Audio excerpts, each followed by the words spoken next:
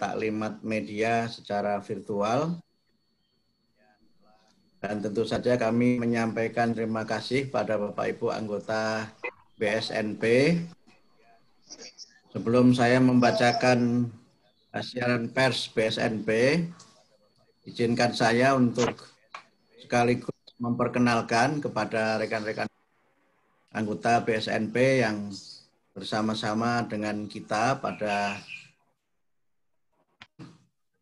yang pertama bersama kita Pak Prof. Bambang Setiaji, Assalamualaikum, Dr. Suyanto, kemudian Pak Doni Kusuma, Pak Dr. Ponco Jari Wahyono, kemudian juga Pak Profesor Ali Sauka, bersama dengan kita juga Ibu Dr. Henriette Huta Barat, yang biasa kita panggil Bu Dr. Eri.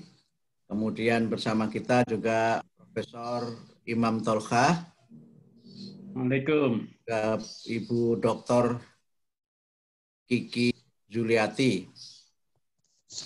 Nah, sepertinya beberapa anggota BSNP yang lain, Pak Sekretaris, sepertinya belum bisa bersama dengan kita.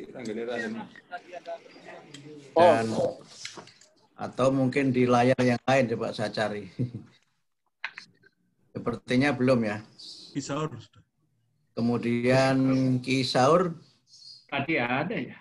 Sudah ya, ada. Pak Dr. Kisaur Panjaitan. Oh, Pak Kiai ada namanya, tapi wajahnya nggak ada. Tapi ada bersama kita Arifin Junaidi. Terima kasih Pak Yai. Sekretaris BSNP. Kemudian sedang saya cari Kisaur. Pak Dr. Kisaur Panjaitan. Ini belum kelihatan sepertinya, terlempar. Jadi kalau di ada yang terlempar. Oh, sudah ada. Sudah ada Pak. Sudah ada. Sudah ada Pak. Di layar 2 ya. Enggak apa-apa. Baik, terima kasih. Kemudian Profesor Waras. Profesor Waras ini saya lihat belum ada ya. Belum ya. Belum ya. Belum. Tapi nanti mungkin akan bergabung bersama kita. Dan sekedar informasi bahwa 2 orang anggota BSNP karena jabatannya itu menyatakan mengundurkan diri, dan pengunduran dirinya sudah disampaikan kepada Mas Mendikbud, Pak Dr. Bambang Suryadi, Profesor Dokter, mengundurkan diri dari anggota BSNP karena menjabat sebagai Atase Pendidikan dan Kebudayaan Indonesia di Mesir. Kemudian Pak Dr. Hamid Muhammad, beliau mengundurkan diri karena menjadi staf khusus Menteri Pendidikan dan Kebudayaan. Ya, alhamdulillah anggota BSNP lengkap, dan juga nama masing-masing di belakangnya itu.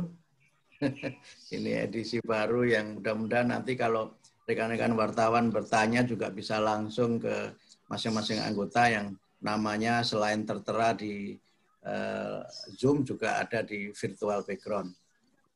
Baik, saya akan bacakan saja secara utuh siaran pers Badan Standar Nasional Pendidikan tentang standar pendidikan anak usia dini dan pendidikan jarak jauh. Nomor 0005 /PR BSNP angka Romawi 9 /2020. Pendidikan yang berkualitas merupakan hak setiap warga negara Indonesia. Pemenuhan hak untuk memperoleh pendidikan berkualitas akan dapat tercapai bila pemerintah memberikan perhatian besar pada akses pendidikan sejak anak usia dini. Di satu sisi, kondisi geografis, sosial, ekonomi bangsa Indonesia seringkali menjadi kendala bagi pemenuhan hak ini. Di sisi lain, kemajuan teknologi informasi dan komunikasi memberikan peluang potensi untuk memperkuat layanan pendidikan berkualitas bagi setiap warga. Karena itu, berdasarkan tugas pokok dan fungsinya, Badan Standar Nasional Pendidikan telah mengembangkan Standar Nasional Pendidikan untuk anak usia dini dan pendidikan jarak jauh. Setelah melalui uji publik dan menerima masukan dari para pemangku kepentingan, saat ini BSNP sudah menyelesaikan beberapa draft Permendikbud, yaitu 1. Permendikbud tentang Standar Pendidikan Anak Usia Dini atau PAUD. Draft Permendikbud tentang Standar Pendidikan Jarak Jauh atau PJJ. Kedua, draft Permendikbud ini akan diserahkan kepada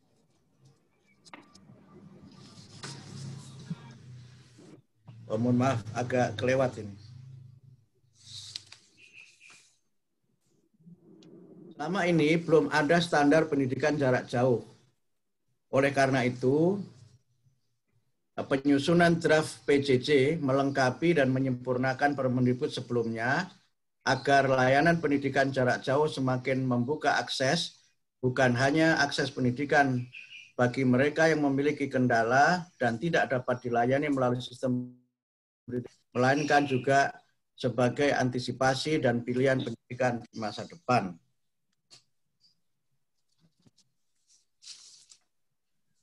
Permendikbud tentang Standar Pendidikan Jarak Jauh merupakan usulan untuk perubahan Permendikbud nomor 119 tahun 2014 tentang penyelenggaraan pendidikan jarak jauh pada jenjang pendidikan dasar dan pendidikan menengah. Istilah pembelajaran jarak jauh yang digunakan selama pandemi COVID-19 hanya merupakan bagian dari penyelenggaraan PJJ. Draft Permendikbud tentang PJJ didesain untuk membangun sebuah sistem pendidikan yang menyeluruh untuk mengantisipasi kemajuan teknologi, informasi, dan komunikasi. Di samping itu, draft ini memberikan jaminan kepastian dan kualitas pembelajaran jarak jauh di masa kini dan masa depan, dan bukan hanya menjawab persoalan pembelajaran di masa pandemi COVID-19. Draft Permendikbud PJJ dapat menjadi alternatif di luar modalitas pendidikan reguler. Hal yang baru dalam draft Permendikbud PJJ ini meliputi 1. Adanya jaminan penyelenggaraan PJJ yang lebih berkualitas. 2. Sistem manajemen pembelajaran yang memenuhi standar penjaminan mutu pendidikan. 3. Ditetapkannya persyaratan utama bagi satuan pendidikan yang akan menyelenggarakan PJJ. 4. Adanya komponen perencanaan, implementasi, dan evaluasi PJJ. 5. Sistem penilaian PJJ terintegrasi dalam sistem manajemen pembelajaran yang melibatkan peranan orang tua. Saat ini, BSNP juga sedang menyelesaikan revisi Standar Nasional Pendidikan dan mengembangkan panduan pembelajaran bagi guru berupa dokumen yang disebut dengan pembelajaran.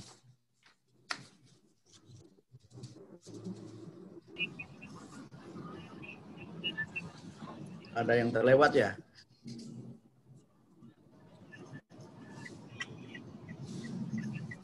Saya sepertinya membacanya terbalik tadi. Tapi nggak apa-apa.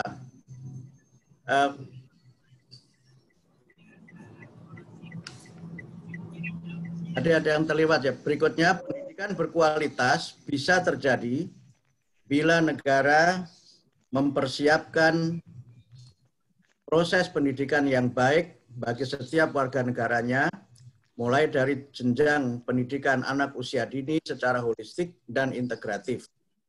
Pengelolaan dan penyelenggaraan pendidikan anak usia dini menjadi sangat sentral agar anak-anak Indonesia mengalami proses tumbuh kembang dan kesiapan dalam memasuki jenjang pendidikan selanjutnya. Draft Permendikbud tentang pendidikan anak usia dini diusulkan untuk merevisi Permendikbud nomor 137 tahun 2014 tentang Standar Nasional Pendidikan Anak Usia Dini. Karena hasil pemantauan BSNP tentang standar PAUD tersebut menunjukkan bahwa beberapa hal pengaturan dalam standar perlu diperbaharui. Hal yang baru dalam draft ini meliputi: 1. Definisi pengelompokan anak usia dini yang berimplikasi pada pengaturan dan penguatan tanggung jawab keluarga pada pendidikan anak. 2. Lebih mengedepankan kesejahteraan peserta didik atau well-being, termasuk mencegah tindakan diskriminatif, perundungan atau bullying, dan pelecehan seksual. 3. Eksplisit mengamanatkan peranan orang tua dalam pendidikan anak. 4. Standar tingkat pencapaian perkembangan anak atau STTPA disusun secara lebih fleksibel berdasarkan tingkat pertumbuhan dan perkembangan anak. 5. Standar isi mengamanatkan kurikulum PAUD dikembangkan tidak dalam bentuk kompetensi inti atau kompetensi dasar. 6. Mengakomodasi kemerdekaan anak untuk bermain dalam proses belajar untuk mendapatkan pengalaman. Kedua draft Permendikbud ini akan diserahkan kepada Kementerian Pendidikan dan Kebudayaan untuk diproses lebih lanjut menjadi Peraturan Menteri Pendidikan dan Kebudayaan. Demikian siaran pers Badan Standar Nasional Pendidikan.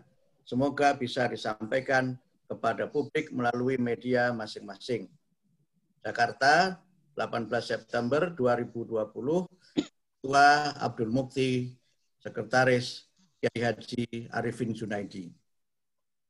Saya kira itu yang bisa saya sampaikan terkait dengan siaran pers BSNP tentang draft pendidikan jarak jauh dan pendidikan anak usia dini.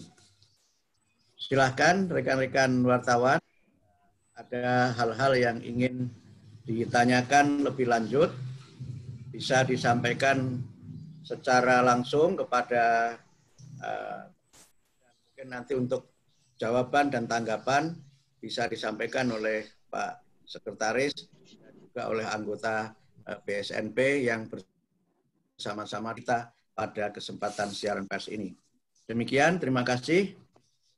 Silahkan jika ada yang ingin ditanyakan atau ingin disampaikan lebih lanjut.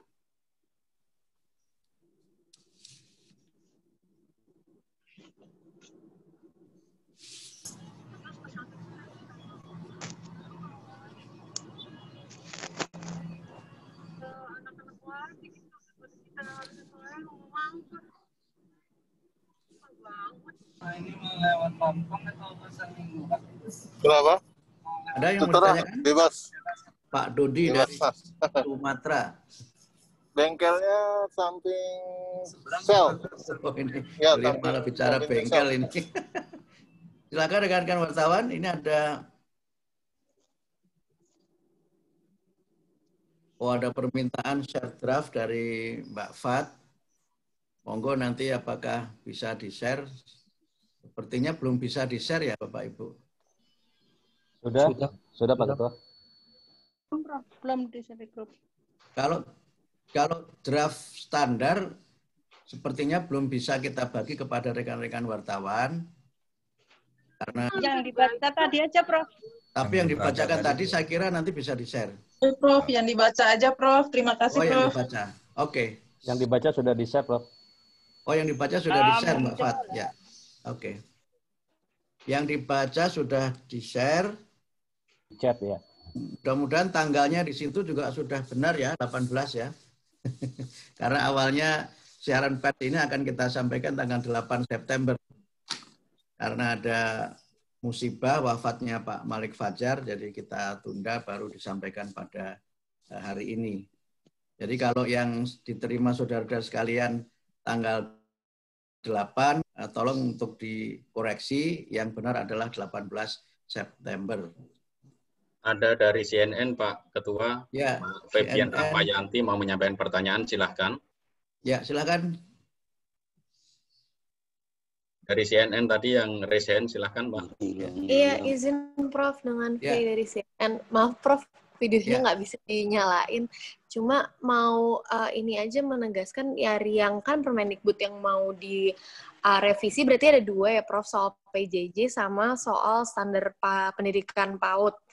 Nah kalau dari yang PJJ ini berarti termasuk yang daring dan luring dua-duanya nanti akan diatur lebih rinci dari Permendikbud ini harus seperti apa kualitas pendidikannya atau seperti apa Prof. Terus kalau yang standar PAUD ini dinilai harus dinilai akhirnya dipertimbangkan untuk dirubah itu memang karena secara keseluruhan memiliki kendala atau karena ada hubungannya dengan pandemi COVID-19 ini juga Prof. Karena kan PAUD termasuk yang terdampak cukup signifikan ya Prof. Begitu. Terima kasih banyak Prof. Baik, terima kasih. Untuk PJJ, mohon Bu Eri atau Kisaur yang bisa memberikan jawaban. Dan untuk nanti PAUD, mohon Bu Kiki sama Pak Imam untuk bisa memberikan jawaban. Silakan Bu Eri dulu atau Kisaur dulu, monggo.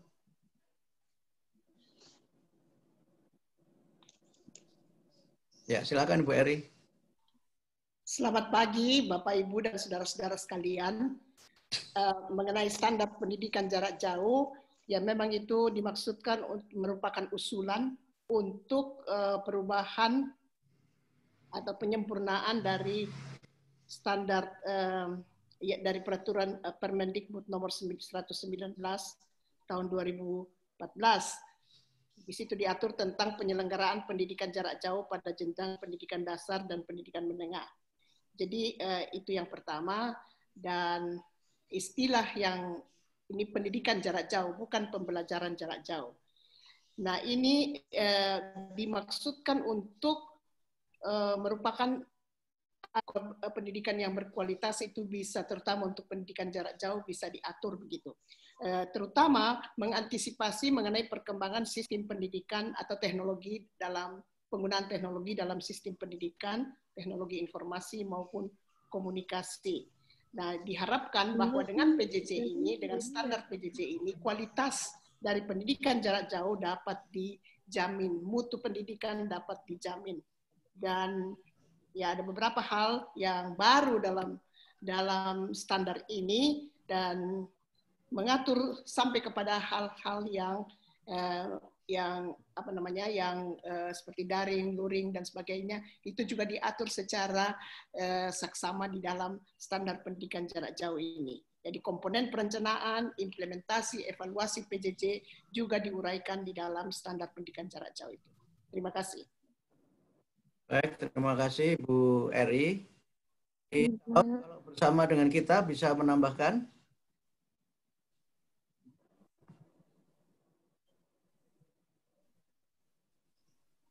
Belum ada ya Mas Imam?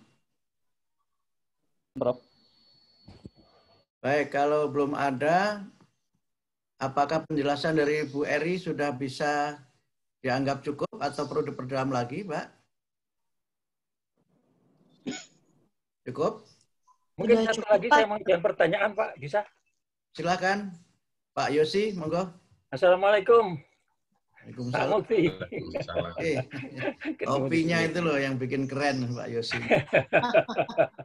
Kopi Republik Indonesia, Pak. Pak, saya menanyakan perbedaan yang mendasar antara PJJ PAUD dengan pendidikan yang lain apa, Pak? Misalkan dengan SD, SMP, dan SMA, Pak. Terima kasih. Assalamualaikum. Bedanya di PAUD lah, Bapak. Langsung Bu Eri lagi, monggo. Ya, yang diatur dalam standar PJJ ini adalah untuk pendidikan dasar dan menengah. Gue lagi ngerekam, gimana sih? Udah gue share loh. Standar PAUD ada tersebut. Gue lagi ngerekam. Semua ada. Standar PAUD, tetapi yang standar PJJ hanya untuk pendidikan dasar dan menengah. Saya kira tidak dicampur adukan itu. Ya. Oke, makasih Bu. Baik, terima kasih Pak Yosi, terima kasih Bu Eri. Berikutnya Bu Kiki izin untuk memberikan jawaban untuk PAUD Maaf Pak, tadi terputus-putus suaranya, bisa diulang? Oh, Pertanyaan tentang PAUD karena tadi terputus-putus. oh gitu. Monggo. Iya Pak. Diulangin lagi Mbak yang dari Yang saya. baru. Apa yang baru atau yang tidak? Jadi apa yang baru dari standar PAUD, Bu Kiki? Baik. Yang baru pertama adalah di standar yang lama di 137 tidak secara spesifik memberikan peran keluarga dalam pendidikan anak usia dini. Di dalam standar ini ditekankan betul peran keluarga.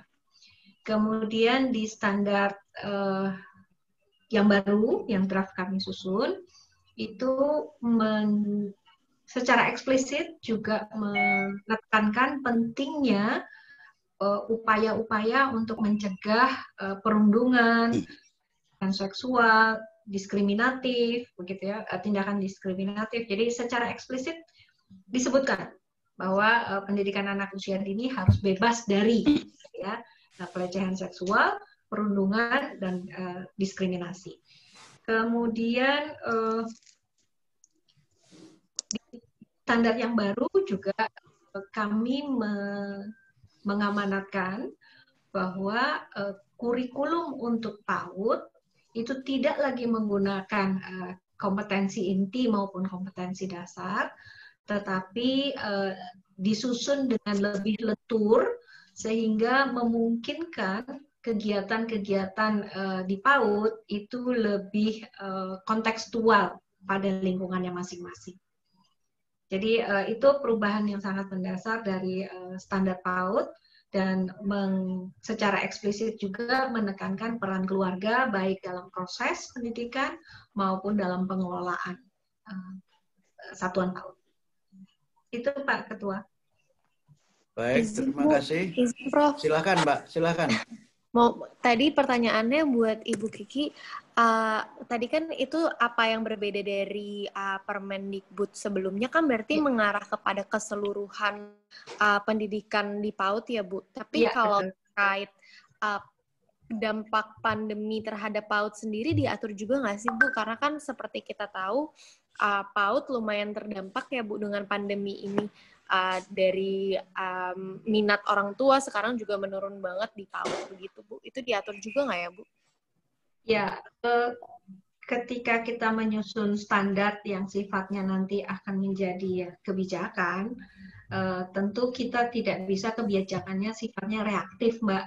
Hanya katakanlah merespon pandemi begini, terus nanti kalau tidak bagaimana gitu. Jadi kita lebih sifatnya lebih mendasar, bukan hanya merespon pandemi. Dan tentu saja kalau di dalam seluruh standar sebetulnya, di dalam seluruh standar pendidikan atau standar nasional pendidikan sudah ada klausul-klausul kedaruratan kami menyebutnya. Jadi kalau ada situasi darurat, apa yang harus dilakukan itu sebetulnya sudah ada di semua standar, sehingga seyogianya dengan mengacu pada klausul-klausul kedaruratan itu kita tetap dapat menyelenggarakan pendidikan berkualitas semaksimal mungkin. Jadi tidak hanya merespon pandemi, karena boleh jadi nanti ada hal-hal lain kedaruratan, situasi kedaruratan yang akan atau berpeluang terjadi, standar kita lebih siap. Jadi tidak menyebut spesifik pandemi ya Mbak, tetapi lebih pada sifatnya kedaruratan. Baik, ditanyakan? Pertanyaan tertulis Pak Ketua. Ada yang di chat ya, ada Prof. Chat. Untuk pertanyaan tertulis ini mungkin bisa dijawab juga oleh Bu Eri dari Mbak Media. Indikasi dari standar pendidikan jarak jauh seperti apa ya, mengatur soal standar peralatan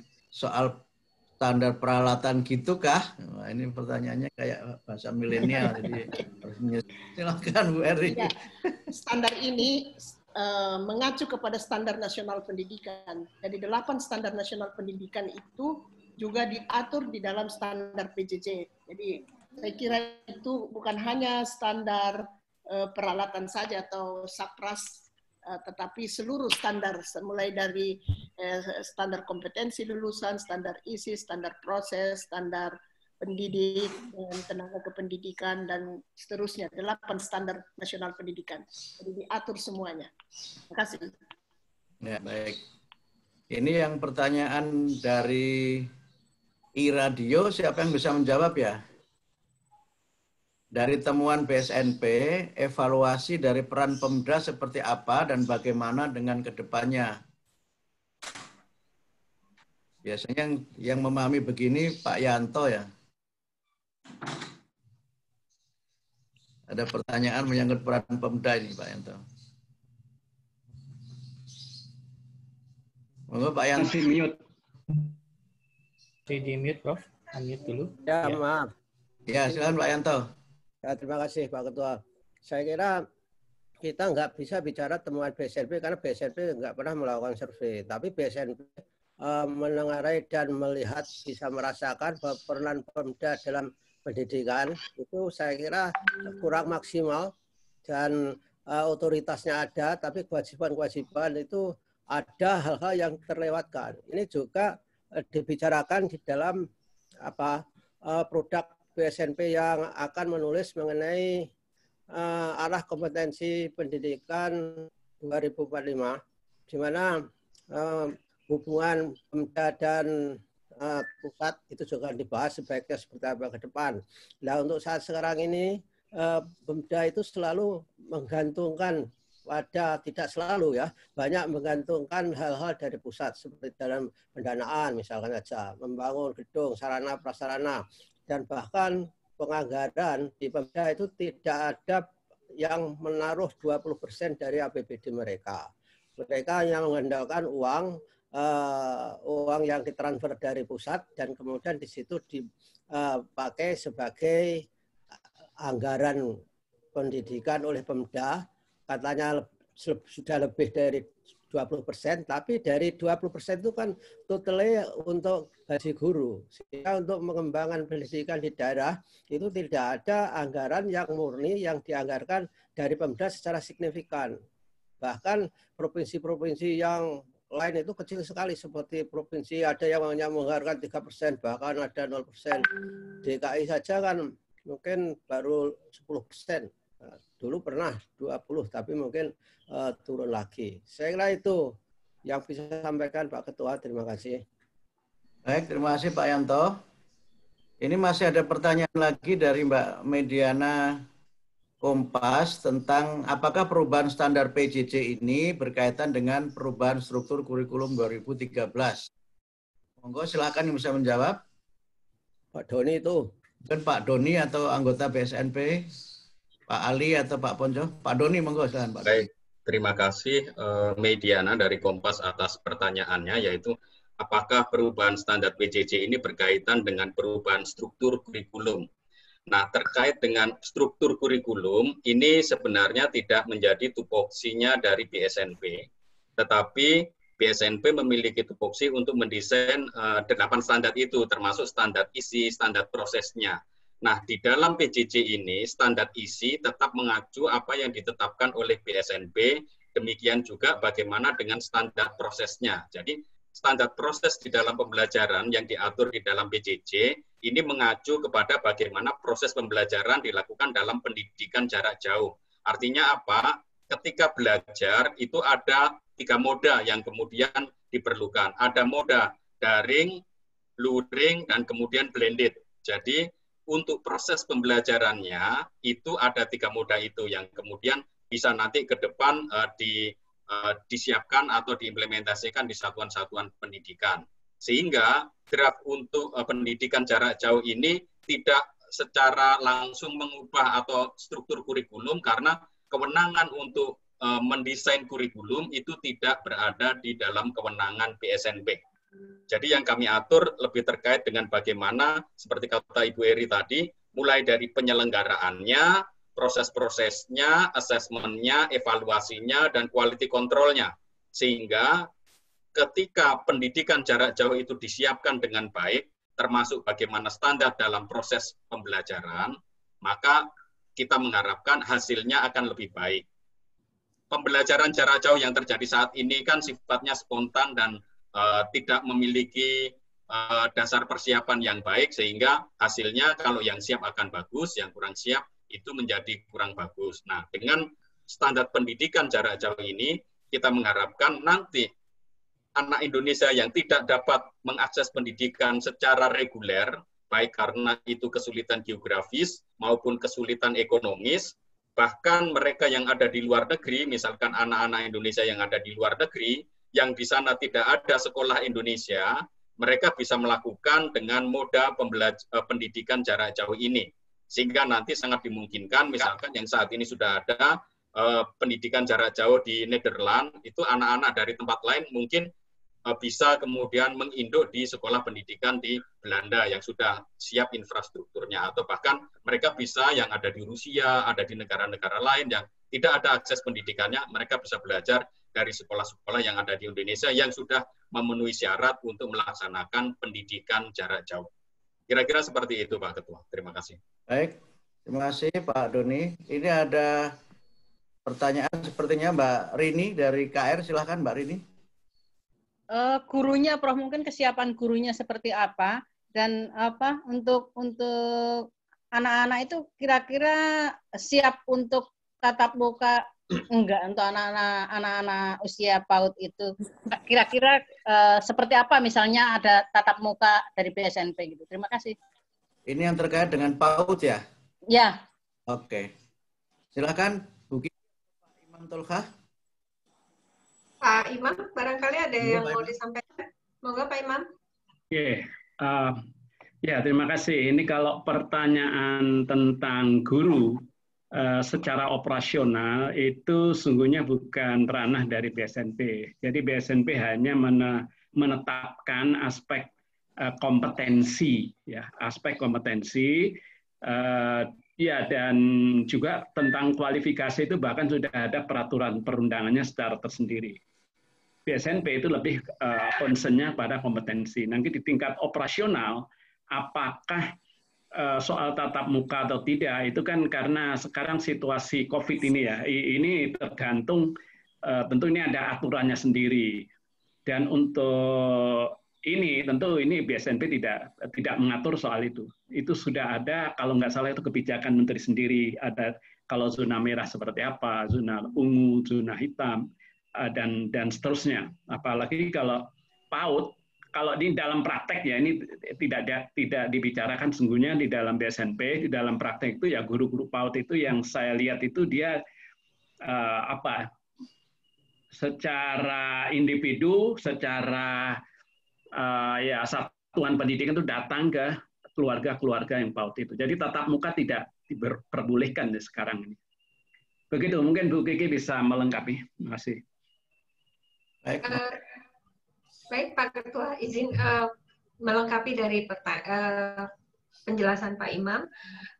Untuk standar guru, tadi disampaikan bahwa kami menyusun tentang kualifikasi dan kompetensi guru, dan tentu saja karena dengan perkembangan atau perubahan yang terjadi pada standar isi, standar proses, dan standar penilaian, juga standar tingkat pencapaian perkembangan anak yang kemudian implikasinya adalah penyesuaian pada kurikulum, maka tentu saja kompetensi gurunya ada beberapa kompetensi yang disesuaikan, namun tentunya relatif kalau kompetensi guru kita hanya mempertajam yang mana yang perlu dipertajam tentang itu. Dan kembali lagi tadi persoalan kedaruratan itu sebetulnya sudah diatur secara umum bagaimana mengatasi atau melaksanakan pendidikan pada situasi darurat. Kemudian izin Pak Ketua, ini ada pertanyaan mengenai apakah ada usulan yang diterima dari daerah atau pemerintah daerah. Jadi dalam penyusunan standar PAUD dan PJJ, kami melakukan tahap yang disebut sebagai tahap uji publik. Jadi draft ini kami sampaikan kepada para pihak yang berkepentingan, terutama juga dari pelosok, untuk dibaca, dipelajari, kemudian kami menerima masukan dari para peserta uji publik, mana kriteria yang menurut peserta terlalu tinggi, misalnya, atau terlalu rendah, atau yang perlu ditambahkan, dan sebagainya. Sehingga seluruh draft standar nasional pendidikan itu telah mengakomodir masukan dari para pihak yang berkepentingan dengan standar, termasuk Pemda dan pemerintah, dalam hal ini kementerian. Demikian Pak Ketua. Baik, terima kasih. Silakan rekan-rekan, ada yang ingin ditanyakan lagi?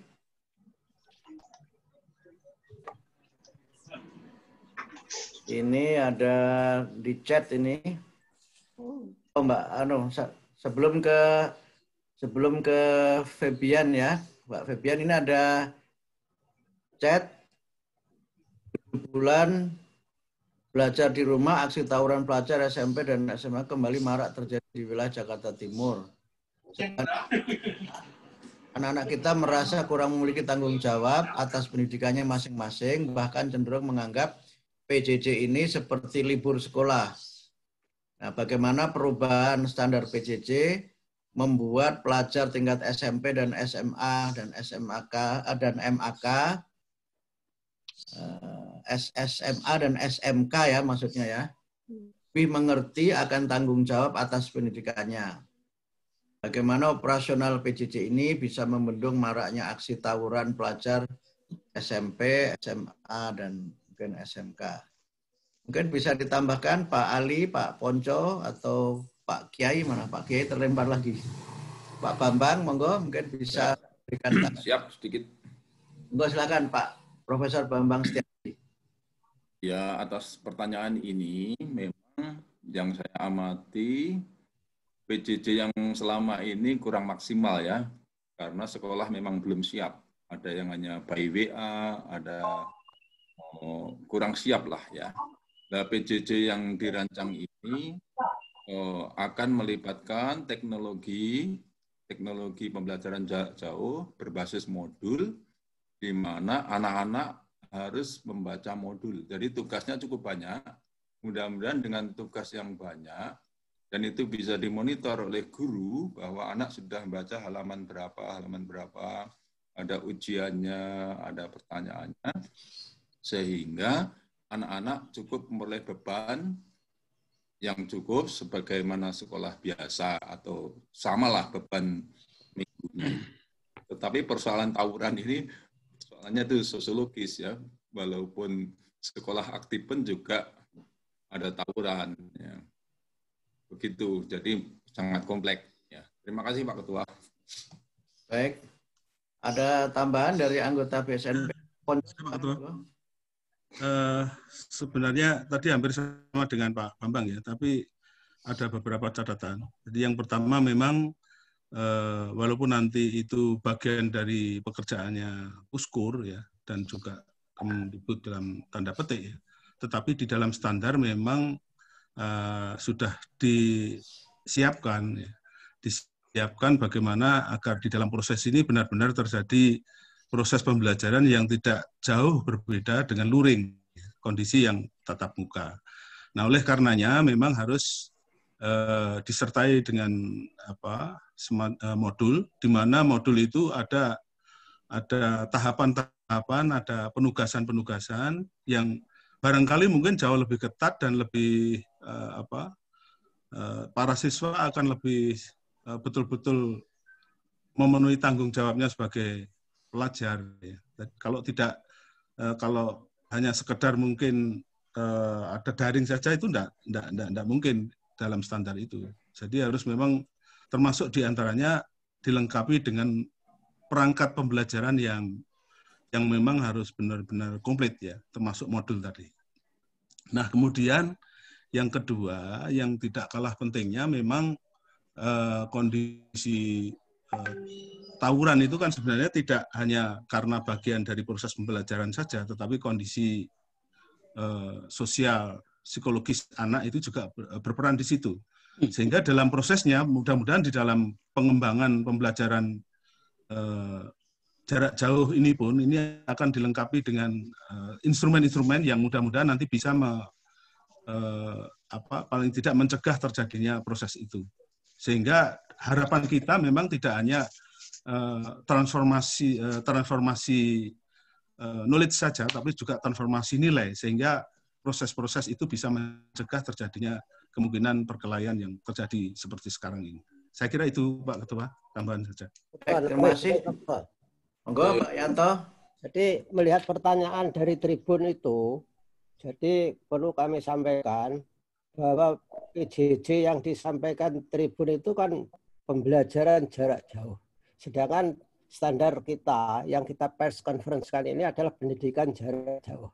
Dan pembelajaran jarak jauh itu hanya merupakan satu bagian dari standar pendidikan jarak jauh, terutama adalah standar prosesnya.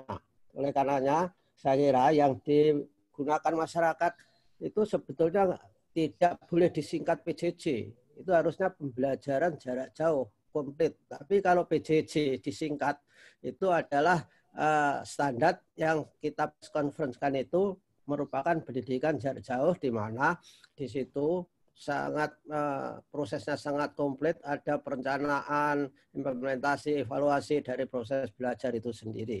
Ini saya kira tambahannya. Terima kasih, Pak Ketua. Baik, mungkin kita anggap cukup ya. Untuk yang pertanyaan kaitannya dengan PJJ dan tawuran, ini ada resen lagi dari CNN, monggo. Izin Prof, Ya, mau silakan. melanjutkan pertanyaan dari Mbak Mediana Kompas tadi ke Pak Doni terkait hubungan perubahan standar PJJ ini dengan perumusan kurikulum baru ya. Yang ingin ditanyakan mungkin karena tadi kan Pak Doni mengatakan perumusan kurikulum bukan tupoksi dari BSNP, tapi pembahasan kurikulum baru sendiri dari Kemdikbud dengan BSNP ada nggak sih Pak? Dan kalau ada seperti apa? Terima kasih banyak. Ya baik, terima kasih dari CNN ya. Jadi pertama-tama, tupoksi dari BSNP adalah mendesain standar nasional pendidikan. Dan tahun ini kami sudah menyelesaikan revisi atas standar nasional pendidikan di pendidikan dasar dan pendidikan menengah. Nah ini sedang di dalam proses dan kami sangat bekerja erat dengan tim dari Pusat Kurikulum dan Perbukuan dan Balitbank untuk sinkronisasi standar nasional pendidikan ini. Jadi kami sudah memiliki draft juga yang saat ini sedang sinkronisasi, sehingga nanti ketika dari Kementerian Pendidikan dan Kebudayaan itu merevisi kurikulum, mengubah struktur kurikulum, revisi dan perubahannya itu tidak bertentangan dengan apa yang ditetapkan oleh BSNP terkait dengan standar nasional pendidikan. Karena kalau struktur kurikulum nanti akan terkait juga dengan standar kompetensi lulusan, standar proses, dan standar penilaian. Dan ini tentu saja harus selaras dengan apa yang ditetapkan oleh Badan Standar Nasional Pendidikan. Jadi tupoksi utama BSNP dalam hal ini adalah mendesain standar nasional pendidikannya. Yang terkait dengan kurikulum itu ada 4, SKL, standar isi, standar proses, dan standar penilaian. Nah, terkait dengan 4 hal ini, kami sedang sinkronisasi. Draft naskah untuk revisi SNP sudah selesai, dan sekarang tinggal sinkronisasi. Nanti mungkin mudah-mudahan tidak dalam waktu lama akan segera kami serahkan juga kepada Mas Menteri Pendidikan dan Kebudayaan. Baik, Pak Ali ada yang ditambahkan? Pak Ali Saukah, ada yang bisa ditambahkan? Iya, pada dasarnya itu sebetulnya saya ingin memaknai kata sinkronisasi. Ya. Kata sinkronisasi itu kan bagaimana agar kemudian hasil pengembangan standar yang tadi disebut oleh Pak Doni ada 4. Ini kan semuanya kan 8, tapi yang terkait langsung dengan kurikulum, pada waktu kurikulum dikembangkan itu memang disebut-sebut acuannya adalah standar nasional pendidikan. Tetapi yang langsung terkait itu yang 4 itu. Yang paling ujung itu ya SKL itu. Kemudian SKL itu diturunkan menjadi SE, dan kemudian bagaimana SKL itu capai, itu melalui proses dan bagaimana kemudian dievaluasi ketercapaiannya. Dan ini perlu dikomunikasikan pada teman-teman tim pengembang kurikulum di Kemendikbud agar kemudian menjadi memberikan inspirasi lah gitu kalau memang, karena memang draft yang dikembangkan yang sudah selesai dikembangkan oleh PSM ini kan belum resmi di Permendikbudkan ya. Jadi kalau sudah resmi di Permendikbudkan, memang itu akan menjadi acuan yang tidak boleh tidak. Tapi sebelum itu maka kemudian agar pengembang kurikulum itu juga nanti akhirnya bisa menghasilkan yang sinkron dengan standar yang kita kembangkan, yang utama adalah SKL dan kemudian ada SI dan proses serta evaluasi tadi, tidak kemudian akhirnya kalau nanti kemudian standar 4 standar tadi itu kemudian dipermendikbudkan, kemudian kurikulumnya keluar juga kemudian akhirnya berbeda, kan menjadi masalah. Jadi itulah tujuan sinkronisasi antara BSNP yang menghasilkan standar yang kemudian mestinya itu akan nanti kalau sudah resmi menjadi Permendikbud akan menjadi acuan untuk pengembangan kurikulum. Tapi karena kedaruratan ada mendesak untuk kemudian mengembangkan kurikulum yang disederhanakan, maka kemudian ini bisa beriringan lah gitu. Terima kasih. Mengharmonisasi. Terima kasih. Baik, saya kira begitu ya. Sebelum nanti ke Bu Kiki lagi atau Pak Imam, ini ada pertanyaan dari Bu Rini soal kesiapan asesmen pengganti UN. Jadi asesmen kompetensi minimal ini juga bukan merupakan tupoksinya BSNP. Bahkan sekarang ini belum ada penjelasan secara sangat eksplisit dan mungkin juga klarifikasi yang sangat jelas apakah AKM itu merupakan pengganti UN ataukah merupakan UN model baru atau bentuk lainnya, itu wewenangnya Kemendikbud dan mungkin lebih tepat kalau ditanyakan kepada Balitbang. Saya kira begitu untuk Mbak Rini dari KR. Berikutnya kembali kepada pertanyaan tentang PAUD. Monggo silahkan. Ya, nanti Bu Kiki melengkapi ya. Itu ada pertanyaan yang tentang pengalaman ya. Jadi penekanan di dalam draft peraturan ini bahwa PAUD sekarang ini ditonjolkan aspek kemerdekaannya ya, aspek kemerdekaan melalui bermain. Lalu pertanyaannya apakah selama ini tidak begitu gitu kan? Nah, itu pertanyaannya. Nah, ini kan sesungguhnya draft ini menurut pengamatan para tim ahli. Jadi draft perubahan permen ini kita mengundang kalau nggak berapa tim ahli itu 7 atau 8 itu tim ahli yang menurut pengamatan para tim ahli. Jadi pembelajaran PAUD yang sekarang ini belum memberikan penguatan pada aspek pengalaman ya, kemerdekaan. Nah, ini secara eksplisitkan di dalam peraturan yang sekarang itu aspek pengalaman dan bermain itu dikuatkan karena menurut para tim ahli selama ini belum begitu kuat. Saya tidak tahu, mungkin Bu Kiki ada penelitian yang sebelumnya BSNP yang terdahulu sudah melakukan penelitian tentang PAUD ini. Mungkin dasar itu mungkin juga lebih kuat. Karena kemarin saya hanya mendengar dari para tim ahli ketika kami bergabung dengan sejumlah tim ahli yang perlunya penguatan aspek pengalaman dan bermain ini. Terima kasih. Silakan Bu Kiki. Terima kasih Pak Ketua. Putri dari Suara Karya. Jadi dari pemantauan kami, jadi sebetulnya begini, secara filosofis anak itu belajar melalui bermain, gitu. Nah, struktur kurikulum, struktur standar PAUD yang lama, yang 137/2014 itu mengamanatkan di standar isinya ada KIKD. Dengan KIKD kemudian ada kurikulum PAUD. Nah, dengan adanya kurikulum PAUD dengan KIKD yang rinci, kompetensi inti dan kompetensi dasar yang harus dicapai oleh anak, karena dia rinci, maka guru menjadi lebih rigid juga mengatur rencana bermainnya di harian. Jadi selama ini itu yang terjadi, sehingga hampir seperti pembelajaran di kakak-kakaknya, pembelajaran di PAUD juga sangat terikat dengan kurikulumnya. Nah, dengan standar yang sekarang, karena kita menghapus ketentuan KIKD, lalu nantinya akan diterjemahkan dalam beberapa model kurikulum PAUD, dengan demikian guru punya pilihan. Guru lebih punya pilihan untuk mencari atau mendesain, merancang kegiatan bermain bagi anak asuhannya di dalam PAUD-nya. Dan kegiatan bermain ini dengan demikian, dengan berbagai alternatif atau model-model kegiatan bermain ini, kita harapkan guru bisa lebih merdeka menyiapkan kegiatan-kegiatan bermain atau kegiatan pembelajarannya. Jadi karena bagi anak-anak PAUD, bermain itu adalah belajar. Jadi di standar yang sekarang itu melepas ketentuan bahwa kurikulum itu satu. Jadi di standar yang sekarang memungkinkan kurikulum itu ada disusun dalam berbagai model yang akan menjadi pilihan bagi para guru untuk melaksanakan pembelajaran di PAUD. Itu yang dimaksud dengan penyelesaian atau perubahan menjadi lebih merdeka.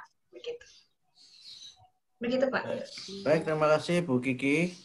Berikutnya ada pertanyaan dari Saudara Atikah Media Indonesia. Taris Pak Kiai Arifin untuk bisa menjawab. Terima kasih Pak Ketua, terima kasih juga dari ke Mbak Atikah ya dari Media Indonesia. Tentunya kami ya ingin diproses cepatnya di Kemendikbud. Karena apa? Karena banyak sekali yang hal-hal baru yang karena perkembangan zaman lalu harus ada pedoman yang menjadi pegangan para penyelenggara pendidikan baik di PAUD maupun untuk PJJ. Jadi misalnya untuk PAUD tadi sudah disampaikan dan ada di dalam pernyataan hal-hal baru itu ada yang soal pengelompokan anak usia dini segala macam, kemudian soal kesejahteraan peserta didik. Kemudian juga peranan orang tua. Ini hal-hal baru yang saya kira memang harus segera juga soal standar isi. Yang kurikulum PAUD dikembangkan tidak dalam bentuk kompetensi inti dan kompetensi dasar. Jadi hal-hal baru inilah yang harus segera jadi di lingkungan pelaksana pendidikan PAUD itu bisa dilaksanakan. Karenanya kami tentu saja berharap ini segera diproses hingga menjadi jangan berlama-lama. Kalau berlama-lama nanti ini yang kita susun ini sudah nggak up to date lagi. Jadi harapan kami tentu sekali lagi bisa diproses di Kemendikbud untuk dijadikan Permendikbud. Saya kira begitu Pak Ketua. Soal PJJ juga, PJJ ini sekarang kan Kemendikbud sendiri kayaknya bingung juga. Disebut PJJ tadinya disebut pembelajaran jarak jauh, lalu sekarang di BDR. Kalau kita melihat surat edaran Sekjen Kemendikbud, itu kan disebut PJJ, pembelajaran jarak jauh, kemudian di bagian lain disebut sebagai BDR, gitu, belajar dari rumah. Gitu. Nah ini kalau yang standar PJJ ini bisa segera dipermendikbudkan, saya kira tidak akan membuat kebingungan itu. Sekarang masyarakat bingung. Jadi PJJ ini pembelajaran jarak jauh atau pendidikan jarak jauh, sementara dalam standar yang kami susun ini, BSNP susun ini, di situ jelas PJJ yang dimaksudkan sebagai pembelajaran jarak jauh di era pandemi ini bagian saja dari pendidikan jarak jauh yang standarnya disusun oleh BSNP. Itu Pak Ketua. Ketua boleh tambah? Silakan Pak Ponco. Mungkin sedikit menambahkan dari Pak Sekretaris tadi, Pak Kiai Arjuna. Memang prosesnya bisa lama, bisa cepat. Ya. Tapi proses untuk menjadi Permendikbud itu kan, di Kemendikbud itu kan dibaca dulu oleh Eselon 1. Nah, para eselon 1 itu cepat enggak membacanya gitu ya. Kalau semakin eselon 1 itu semakin cepat, semakin terkumpulkan, semakin diformulasikan di Kemendikbud, saya kira semakin cepat. Tapi kalau harapan BSNP ya semakin cepat, semakin baik. Saya kira itu, Pak Ketua. Ikan cepat, ikan gabus gitu, Pak Ketua. Baik, terima kasih Pak Ponco, terima kasih Pak Kiai.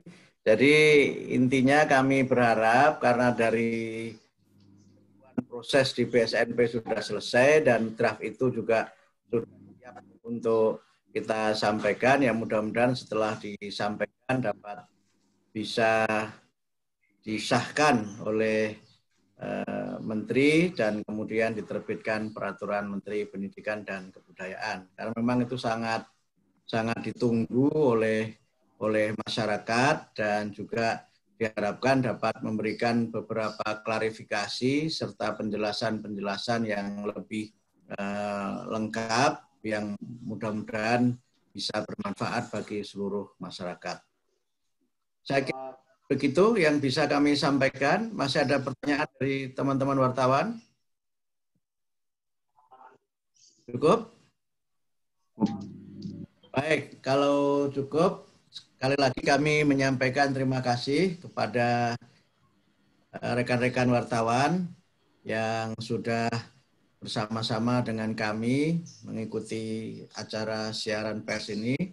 Mudah-mudahan apa yang kami sampaikan dapat dibantu untuk disosialisasikan melalui media masing-masing.